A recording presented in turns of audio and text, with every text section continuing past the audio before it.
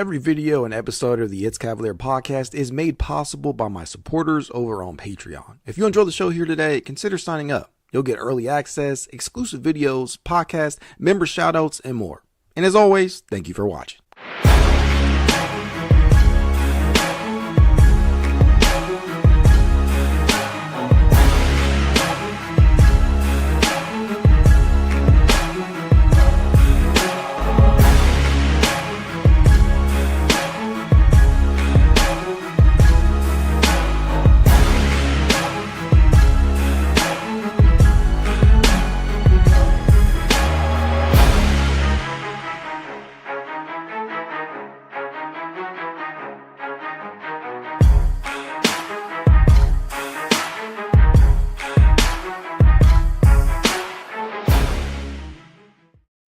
Welcome to another edition of the It's Cavalier podcast. It's your boy, Mac, and today I get to do one of my favorite things, that is take questions from you all. A whole bunch that were submitted over on Twitter, some from YouTube, and man, I just cannot wait for this 2025-26 season to begin. I know that there are a lot of unanswered questions for the team itself. Who are they going to sign with that additional roster spot? Who's going to get the final 2A? Is Naquan Tomlin going to get converted? Same could be said for Luke Travers, right? How are you going to make up for the absence of a couple of these injuries? I don't know. There is so much to figure out if you are Kenny Atkinson and company. But, man, I love answering the questions from you guys. So let's go ahead and jump right into it. The first question, if I am not mistaken, comes from my buddy over here on X. That'd be Jake. Says, who do you think will/needs to step up the most with DG and Strus hurt to start the season? Now, to me, this is kind of a complicated question. I think it's obviously, it has to be a cumulative type of thing. Honestly, you don't lose 30 points per game, nearly 10 assists, and over 56 minutes per game of combined production from those two, and think that one player is going to be able to replicate that type of production. It just is not going to happen. A number of players are going to have to step up in ways that they probably have not done so in their careers for the most part.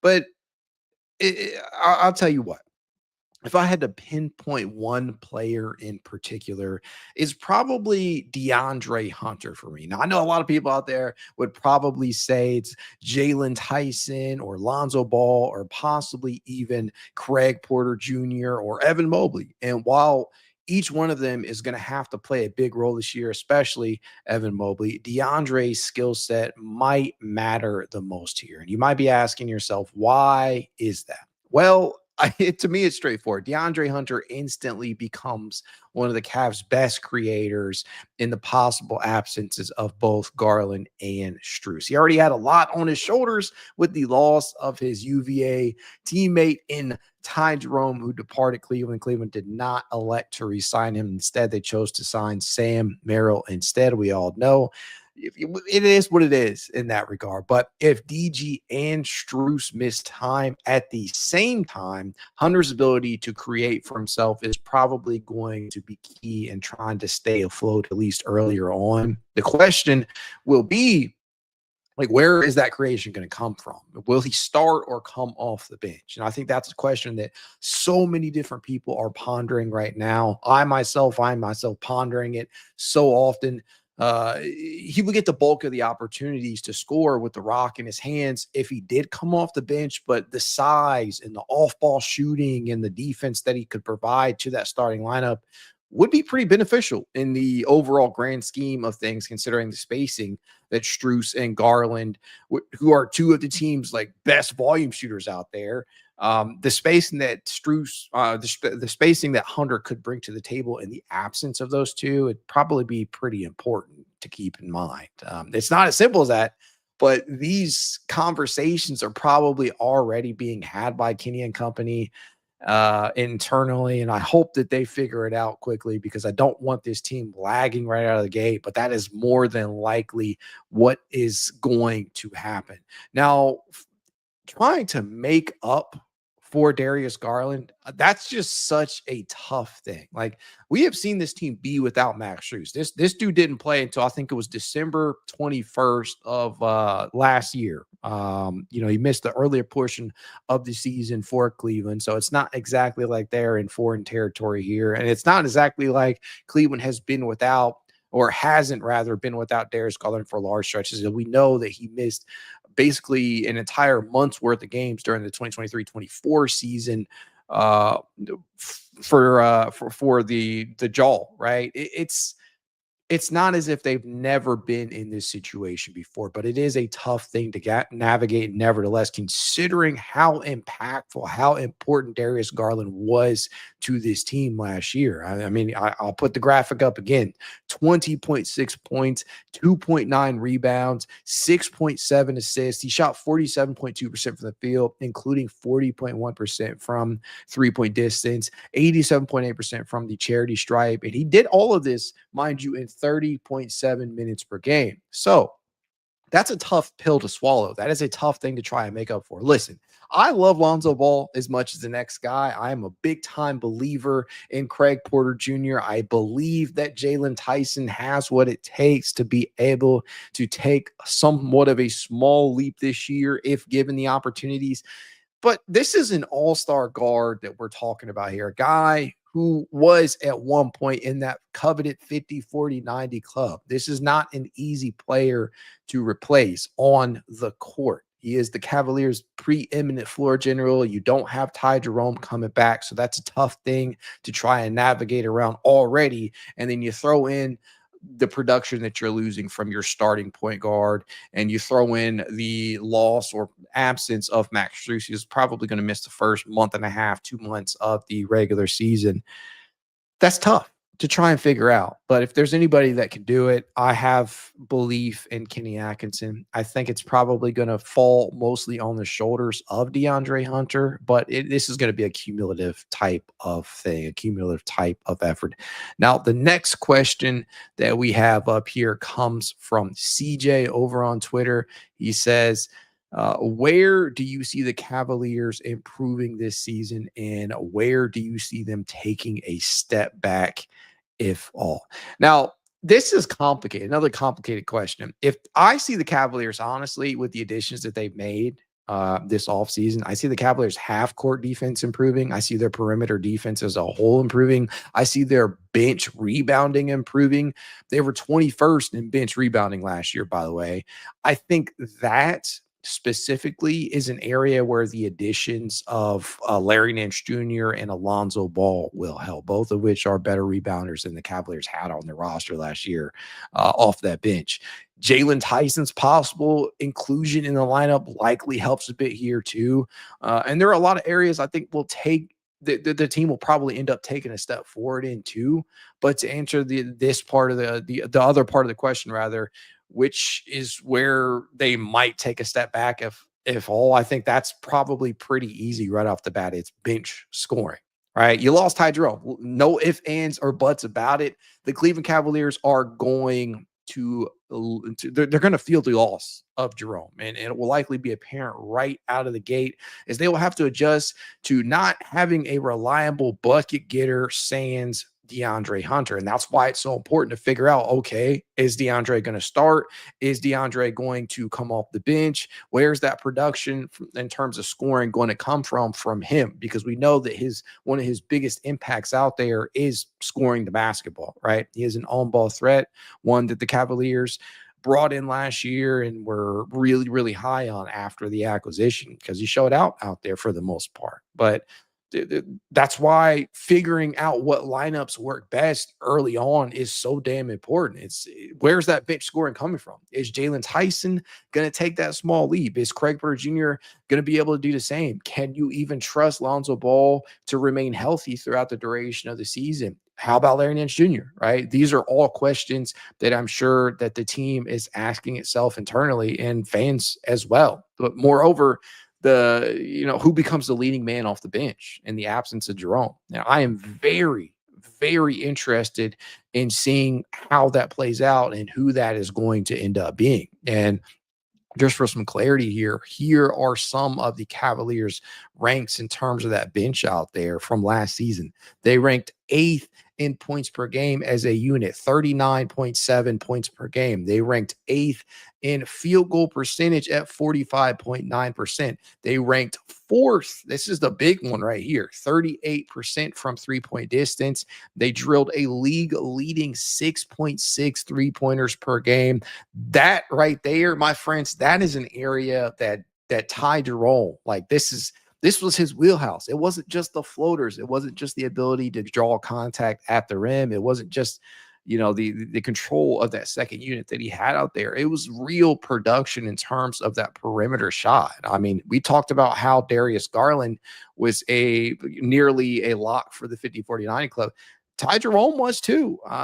They almost had two different players that were in that. Ty Jerome shot 51.6% from the field, including 43.9% from three-point distance. He shot 87.2% from the charity stripe. So he was almost in the 50-49 club as well. And he obviously accounted for a large share of the three-point production that bench was able to throw out there on a game-to-game basis. They ranked 6th in assists per game at 9.6 of those. They played the 4th most minutes of any bench unit in the league, 19.3 minutes per game. And a lot of that is because they're sitting here, especially to open up the season, where they started off in that long winning streak, they were blowing motherfuckers out, right? And then there were points throughout the season where they were just in lockstep with one another, and they allowed some of the reserves to play earlier minutes than expected. And Kenny Atkinson managing the regular rotation members' minutes, everybody was playing career lows. So when that happens, everybody gets to eat. So the bench minutes go up. And that is why they ranked 4th in the league in bench minutes per game. And they were second to the Oklahoma City Thunder in overall plus minus off the bench, +3 per game. That's big.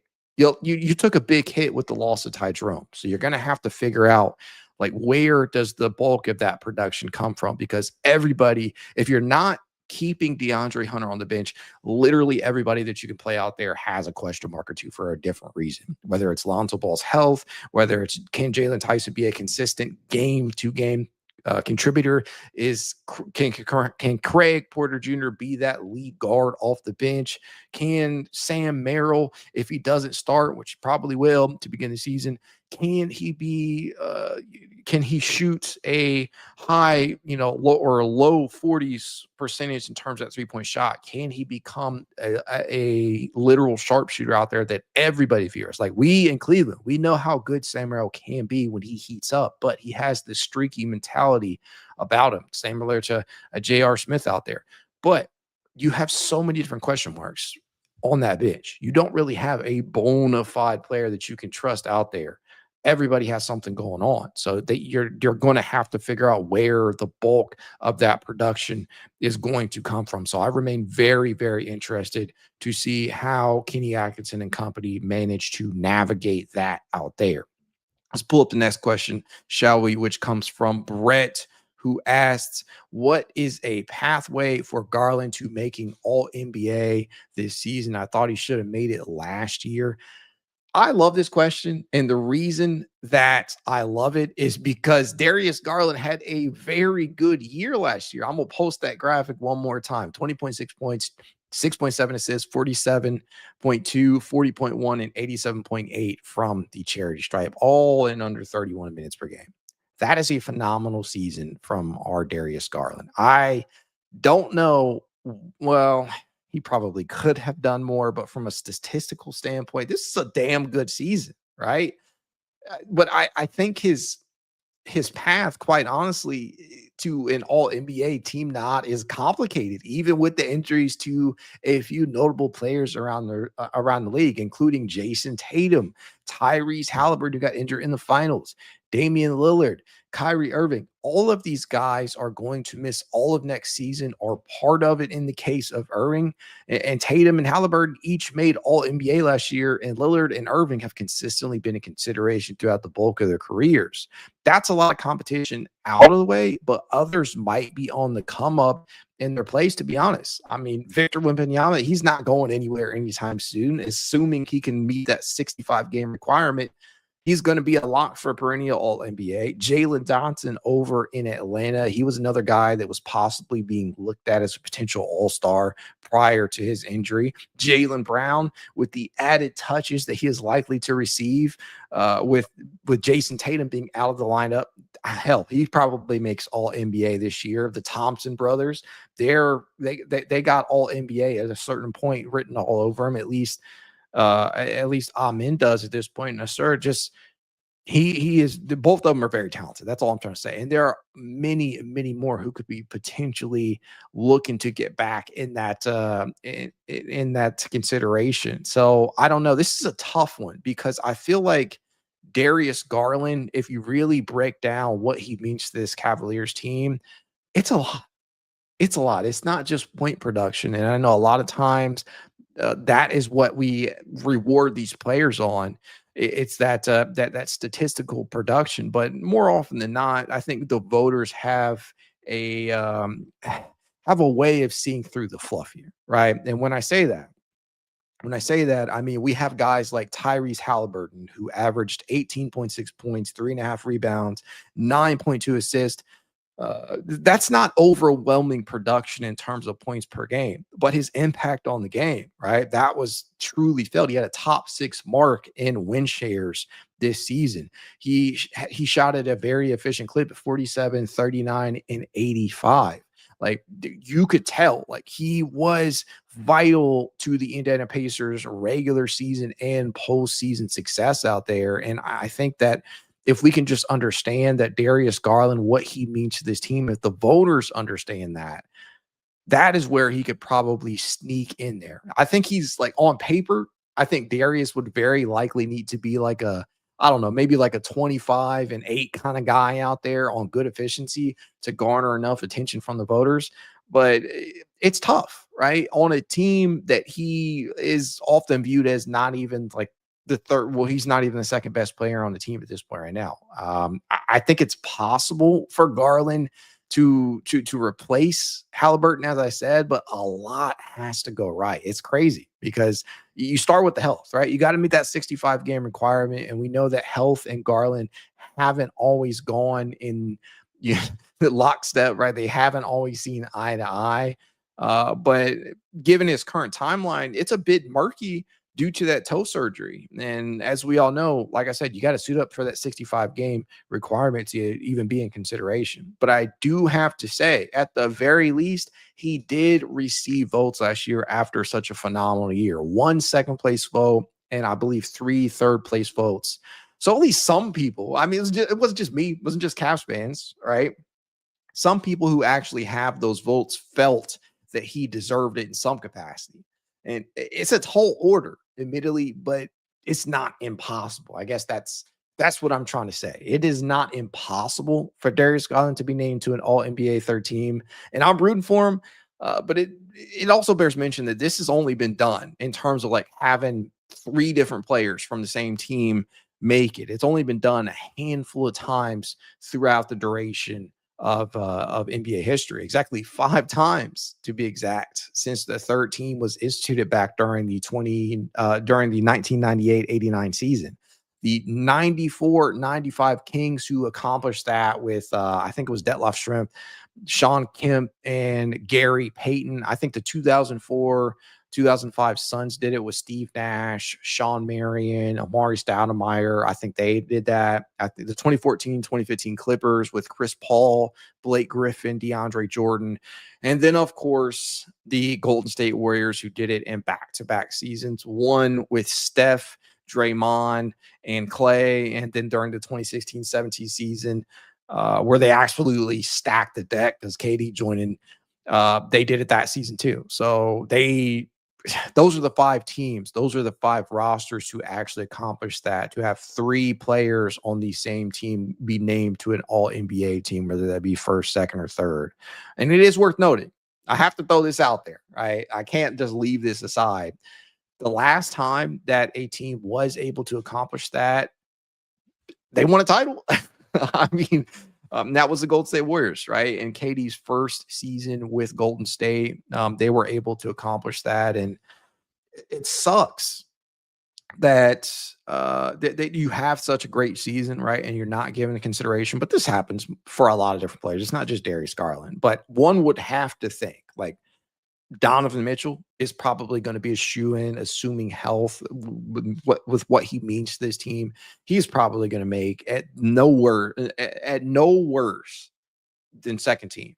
Evan Mobley, if he is able to take the type of leap that I think most of us expect him to, he's probably going to be a lock because he's such a pivotal part of what this team does defensively. He is a burgeoning offensive talent.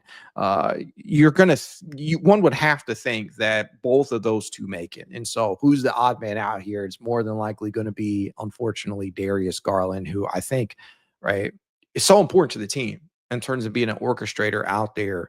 But for Darius Garland to be able to get the statistical output that he would probably have to get noticed by the voters, I just don't know where those touches are going to come from, right? And I already talked about how Ty Jerome is going to be missed, but I think that you're going to see that production kind of made up from a collection of players. So I don't think Darius is going to get like an otherworldly amount of touches compared to what he was able to bring to the table. But I don't know. Time will tell in terms of what that looks like for the Cavaliers, who they end up sending to the All NBA rosters. And just as a quick reminder, these were the touch leaders for the Cleveland Cavaliers just past season. Darius, he did lead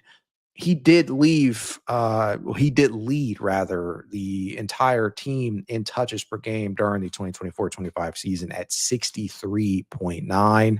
So that's worth taking into consideration. Donovan Mitchell was second at 60.3, Evan Mobley at 57.9, and so on and so forth. And so if you do, right, since you're going to be losing some of that production from your leading bench scorer, if you do give some more of those touches to DG, maybe he's able to turn in like an otherworldly type of offensive output. But I just don't see it happening, especially if you plan on making Evan Mobley more of a focal point of your offense. So we'll have to see what ends up happening with that. But I'll tell you what, I would love to see it happen. Darius Garland, I thought he deserved it last year, but there were so many different good performances from various players. So you can look at all 3 of those teams, right? The first, second, and third.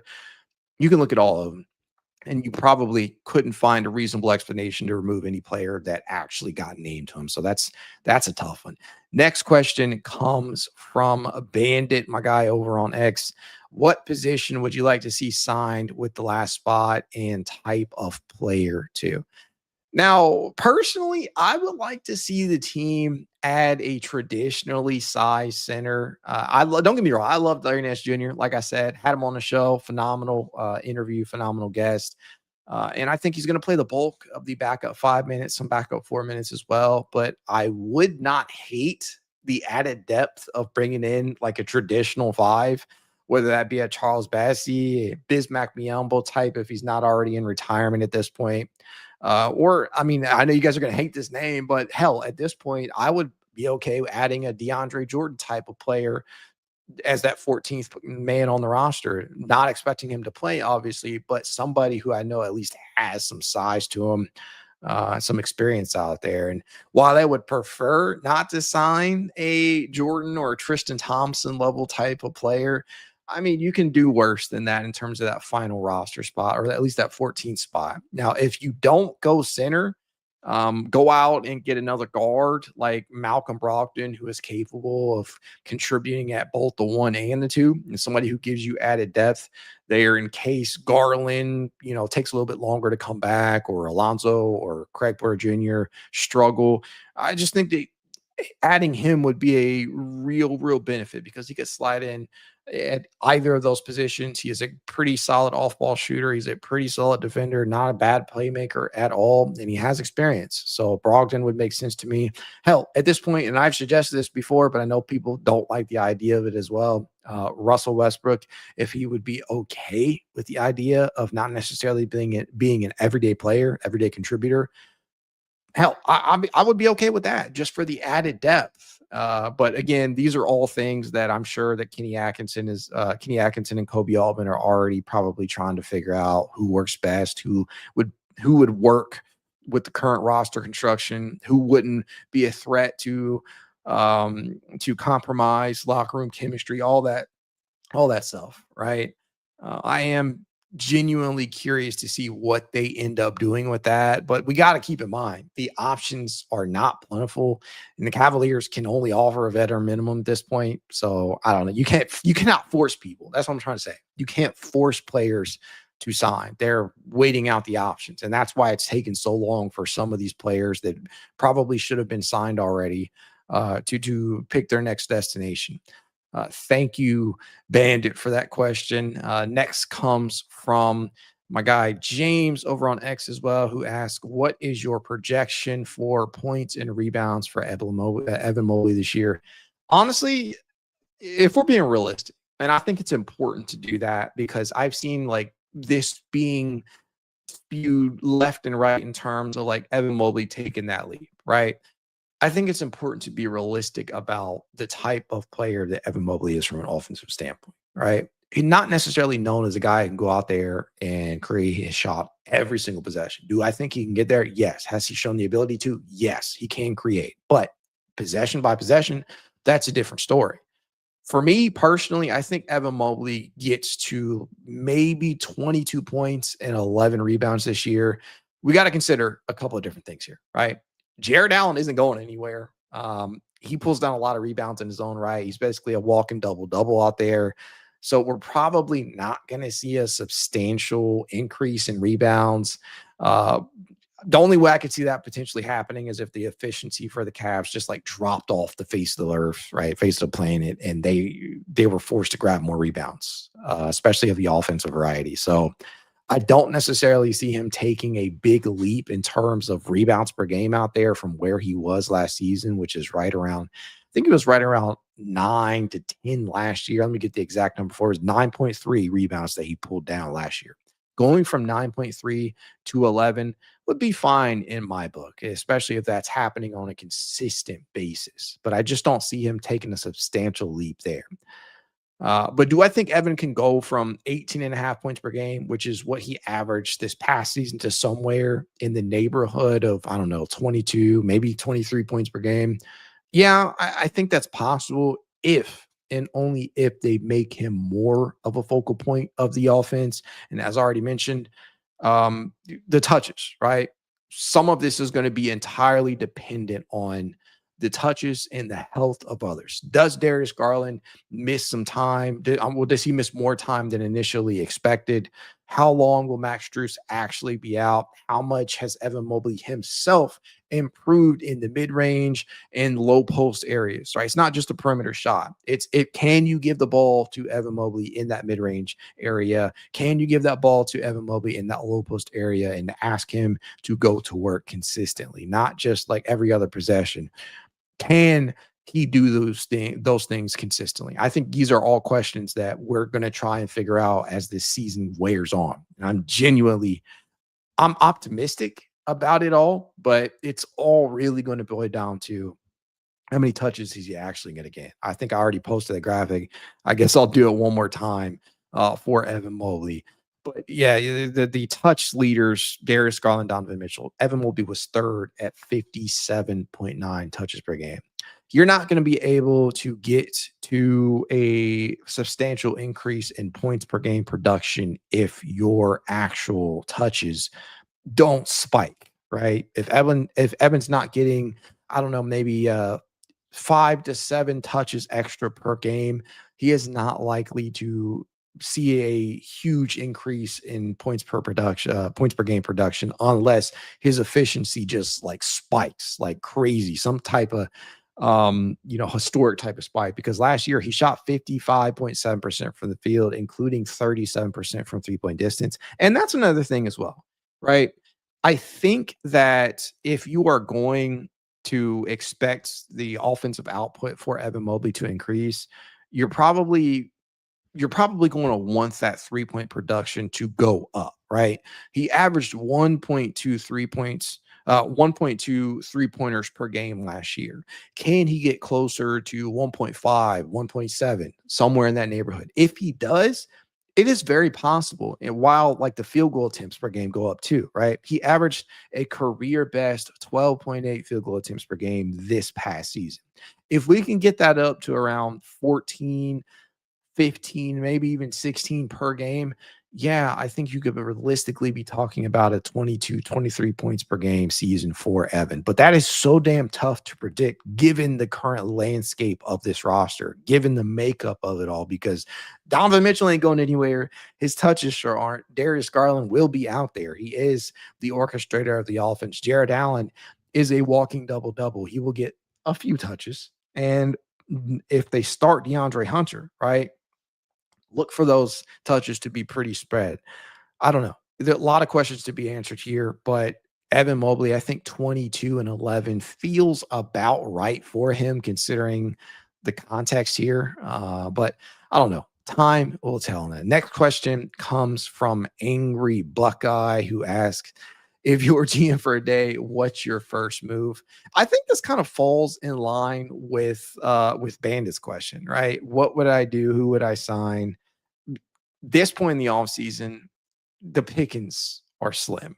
I would want to see them sign one of the guys that I already mentioned, right? Whether that be a Biyombo or Malcolm Brogdon, somebody like that out there. I would have hoped to get Malik Beasley. I just think that's a pipe dream at this point in time. There are a couple of other names that I would be comfortable adding, but I have to I have to tell myself this all the time, and I want people to understand, like, it legitimately takes 2 to tango. You can't just throw the contract at a player and make them sign, right? They have to be a willing participant in that. They have to be willing to come to Cleveland and understand that they might be sacrificing an everyday role for the chance to compete for a title on a minimum salary at that, right? And I don't know. There's so much to be said about that because I feel like people just expect players to do that when in reality it's never quite that simple. But if I was GM right now, I would be doing everything that I can to sign one of those players. Hopefully a true 5 out there for depth purposes on that bench. So we'll see how the Cavaliers finish out the offseason in that regard, but I do believe that that there is merit in signing a final 5, a true 5 for depth purposes on that bench. And then the last question I have for right now comes from CJ as well. It says, what is something the Cavaliers can do to stop Darius Garland from being picked on defensively in a 7-game series? And do you believe the Cavs can make that a non-issue come April? I love this question. I love this question for multiple reasons. Obviously, I think that when it comes to Darius Garland, there are a lot of misconceptions out there in terms of the defense.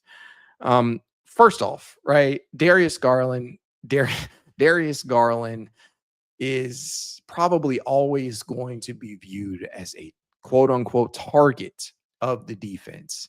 I don't think that, like, at least in my mindset, I think that Darius Garland is not nearly the level of liability that a lot of people seem to think that he is. But I do think that it's fair to call him a target. It's it's because he's the weakest defender in that starting lineup. But that is also because of the type of defenders he's working alongside. He literally plays with the defensive player of the year in Evan Mobley. He plays with a very good defender at the 5 in Jarrett Allen. DeAndre Hunter is no slouch, and Donovan Mitchell, when he wants to, can be a rather serviceable defender. So that makes Darius Garland the weakest defender of the group. But that doesn't necessarily mean that he is chopped liver, doesn't necessarily mean that he's ass, that he's bad on that end of the floor. It just means that he's the weakest defender of that group, right? And for what it's worth, I really love to talk about this because for what it's worth, Darius Garland has actually fared pretty well against the switch 9 times out of 10. And I think that's what this really comes down to, right?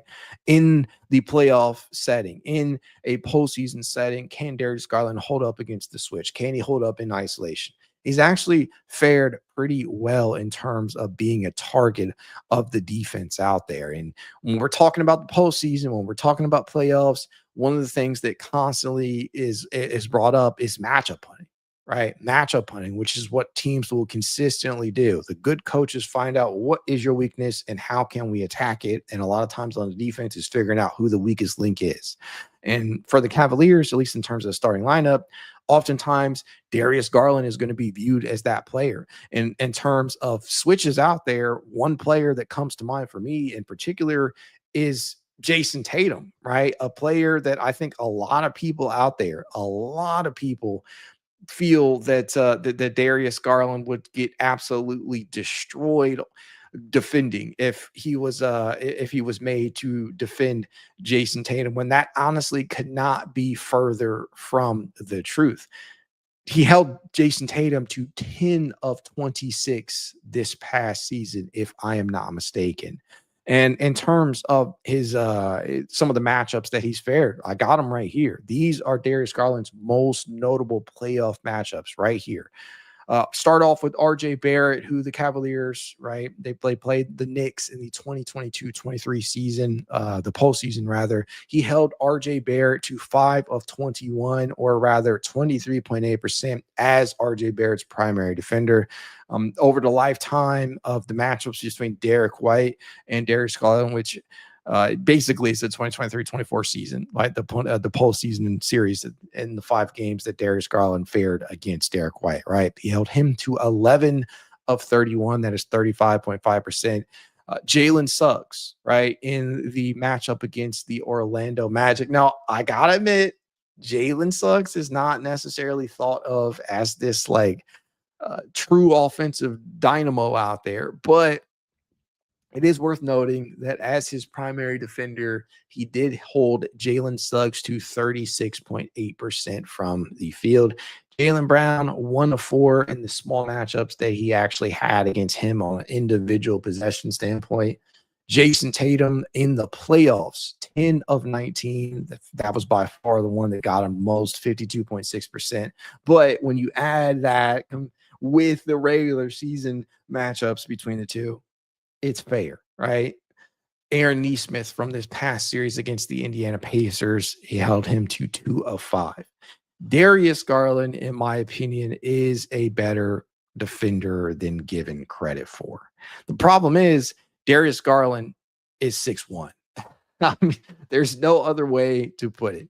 Darius Garland is a short guard in terms of size out there. He is not a big guard compared to some of the others that we see not only on this list, but as in terms of who is starting for a playoff caliber team. It's just not a player that has a bunch of size on him. So your only recourse here is to surround Darius Garland with size. You just added a player in Lonzo Ball who is not only versatile enough to play the 1 and the 2, but sometimes the 3. And he's also a very good defender, right? So you can play Garland in lineups beside Lonzo Ball come the playoffs if need be. And we already know that DG, Spider, Mobley, and Jarrett are firmly entrenched as starters. What we don't actually know is who's going to start at the 3 and who will close games. And I think that last part is most important, right?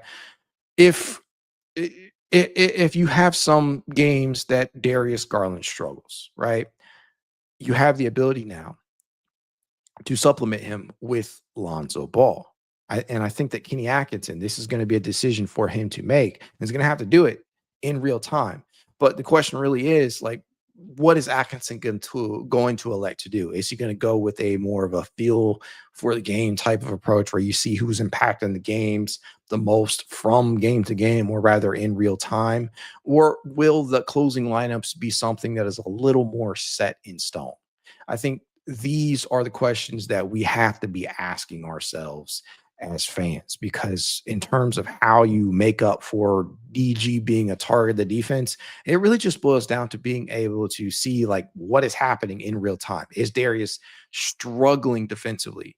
If that is the case, you can theoretically, or at least on paper, you have a defender in Lonzo Ball. You have a player in Lonzo Ball who you know can soak up some of those minutes in his place or alongside him. And Lonzo, for those of you who are not aware, even in that injury riddled season they had last year, in which it was his first return to professional basketball in 2 years, 2 seasons, he still managed to rank in the 91st percentile in perimeter isolation defense. That to me is going to change things, assuming he can stay healthy. It's clearly he has not lost a step on that end. I know he doesn't have the athleticism that he once did. I know that his game has never truly been predicated on athleticism, but one thing that speaks volumes to me is that like he can get the job done. Right, it shows on the film and the stat sheet. Lonzo Ball can be an incredibly impactful defender, especially in the half court. So if you need to, you can surround Darius with the likes of the Ball, with the Dean Wade, with the DeAndre Hunter, and Evan Mobley, right? You can literally put a lineup out there of Darius at the point, Lonzo at the two, maybe DeAndre Hunter at the three, Dean Wade at the four, and Evan Mobley at the five. So you have a good mixture of defense, on ball ball handling, playmaking, perimeter shooting. You have a good balance of certain combinations that you can put out there. So I think it's really going to be on Kenny to actually figure what works in real time, because one of the things that you consistently have to be able to do, especially in a playoff environment, is adjust to what your opponent is doing. If your opponent is taking something away, figure out, okay, how can we pivot? How can we attack one of their weaknesses? How can we make them to our weaknesses a strength? I think these are the things that Kenny Atkinson is going to be responsible for, and it's going to tell us a lot about like what is the caliber of coach that we actually have. We know last season was phenomenal, and we know that winning 60 plus games, that was awesome. But it all ended in the same fashion in the second round, regardless of injury or not. There were still real big issues that this team had, and I think that Kenny Atkinson, it's going to be on him, right? Because Kobe Altman, and I know that this is not necessarily something that a lot of people will probably agree with, but I think that Kobe Altman has done a pretty good job of surrounding Kenny Atkinson with talent. Now, there are some flaws on the roster still, but it is still very possible, especially in the current landscape of the Eastern Conference, to win and to win big and to advance to NBA Finals. And I think that is what we are all hoping to see the Cavaliers do this year. But man, this should be a fun one. Sucks that we're going to be without Max Strus to begin a season for the second straight season. Sucks that we could potentially be without Darius Garland. But at the end of the day, this could also be a blessing in disguise. We know those guys are coming back, right? We know that they're not out for the season. But what we don't know is how some of these young players are going to pan out. And they can't do that if they don't get opportunities. And so this does open the pathway for Craig Porter Jr. to potentially get rotation minutes. It does open the pathway for Jalen Tyson to potentially be an everyday rotation member. It does open the pathway potentially for a Naquan Tomlin to see early action, right? So many others, right? I'm still a Luke Travers guy, but these are avenues and minutes and roles that may not have been opened up had these two not sustained the injuries and had the subsequent surgeries that they had. So it could be a potential blessing in disguise from that standpoint. And I think this is why the 2025-26 regular season is going to be a critical one for the Cavaliers. And I know that nobody wants to hear that, but I think it's critical because you're going to be able to evaluate some of that young talent that you have on the roster, and you're going to be able to experiment and see what things work and what things do not work. And so I'm incredibly excited about how this is all going to come together and how Kenny is going to structure things, and whether or not Darius is going to continue to be a all NBA or French all NBA type of talent, whether or not Evan Mobley is going to take that leap into superstardom, or at the very least into that top 10-ish range, because I've consistently see people rank him anywhere in between 14 to 20. And I think that Evan Mobley, this is the year. If there were any doubt about it. This is the year 2025-26 in which Evan Mobley can and will take that leap into top 10 player type of status. That's what I'm hoping to see. But as I always tell you guys, if you like to reach out to me, now you can. It's Cavalier_pod on Twitter, TikTok, Instagram, YouTube, and more. If you want to be added to the It's Cavalier Discord channel, you know what to do. Leave a rating, leave a review, send a screenshot, a set of review to itscavalier53@gmail.com, and I will send you said invite. If you want to support the pod in a small but helpful way, consider becoming a member over on YouTube or Patreon. You can do so for as little as $1 a month. But if you don't, I'll still be here making the content anyway because I love this team, and I'm sure you guys do too. Go Cavs.